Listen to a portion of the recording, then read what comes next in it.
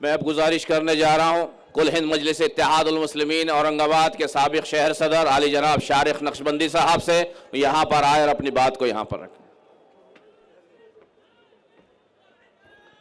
نحمدہ و نصلی علی رسولہ الکریم، اما بعد، مجھے معلوم ہے کہ آپ شیر ہند بیرسٹر اسد الدین اویسی صاحب کو سننے آئے ہیں۔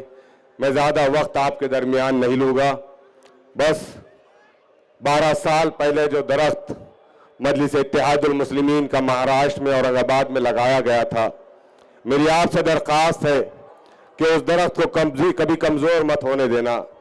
آج وہ اتنا سایہ دار درخت بن چکا ہے کہ کئی سارے ہمارے مخالفین آج اس درخت کی چھاؤں میں آنے کے لیے بے چین ہے اور بیتاب ہے۔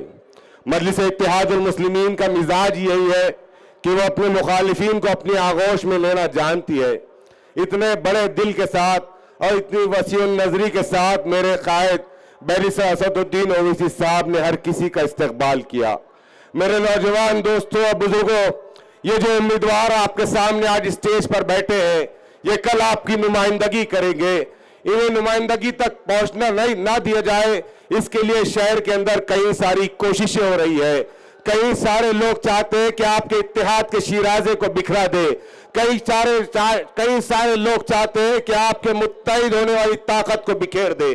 لیکن ایک بات یاد رکھیے آپ کہ جو نمائندے آپ کے سامنے اس وقت اسٹیج پر موجود ہیں، آپ ان کو 15 تاریخ کو ووٹ نہیں دے رہے ہیں، بلکہ 15 تاریخ کو آپ اس آواز کو ووٹ دے رہے ہیں جو آپ کے لیے نریندر مودی کے منہ پر قانون پھاڑ کر پھینکنے والی آواز ہے۔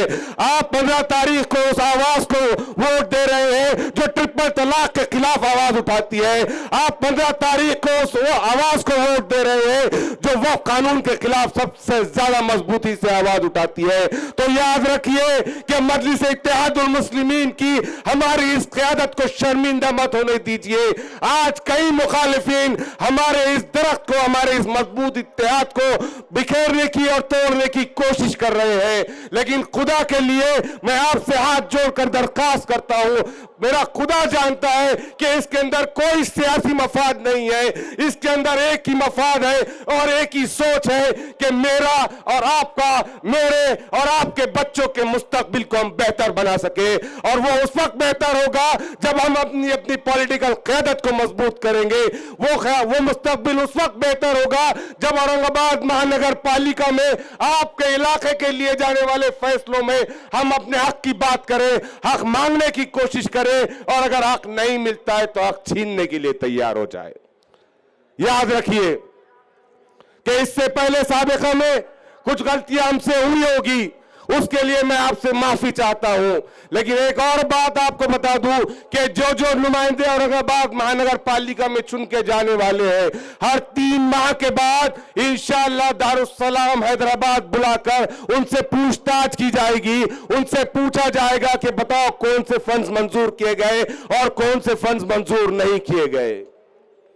آج شہر کے اندر آپ کی اپنی قیادت کی بدولت کیا ہوا، میں آپ کو مختصراً بتا کے اپنی جگہ لوں گا۔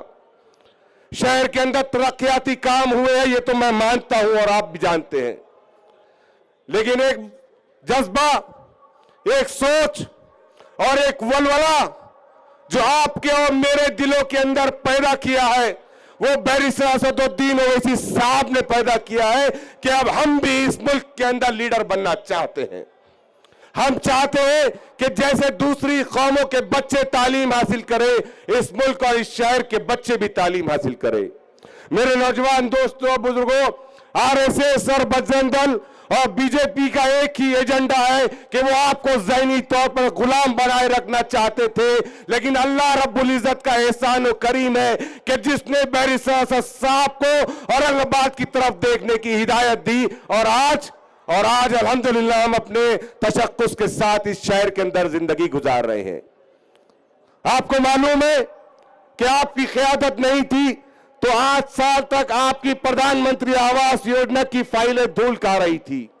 آپ کے علاقوں کے اندر پانی موجود ہونے کے باوجود پانی نہیں مل رہا تھا۔ یہ مسائل کا حل امتیاز جلیل صاحب نے پارلیمنٹ میں بیٹھ کر نکالا۔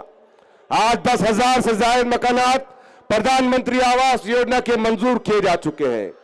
بہرحال یہی کچھ گزارشات لے کر میں آپ کے درمیان آیا تھا۔ اور آپ سے ادباً درخواست ہے کہ اپنے اتحاد کو ٹوٹنے مت دیجیے.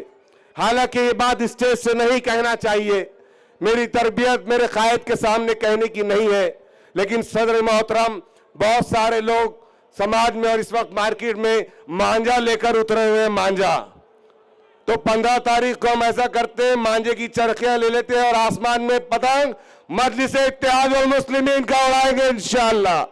آپ لوگ وعدہ کیجئے کہ اپنی قیادت کو شرمندہ نہیں ہونے دے کے ہاتھ اٹھا کر اسد الدین اویسی صاحب سے وعدہ کیجئے کہ آپ شرمندہ نہیں ہونے دیں گے. آپ کی شکایتیں آپ کے امیدواروں سے کچھ ہوگی تو ہم اس کو بیٹھ کے انشاءاللہ حل کریں گے, لیکن آپ سے ادباً درخواست ہے کہ 15 تاریخ کے دن بڑی تعداد کے اندر آپ ہمارے نمائندوں کو اورنگ آباد مہانگر پالیکا تک پہنچائیں. آخر میں 2 نعرے لگا کر میں اپنی جگہ لوں گا. نعرہ تکبیر,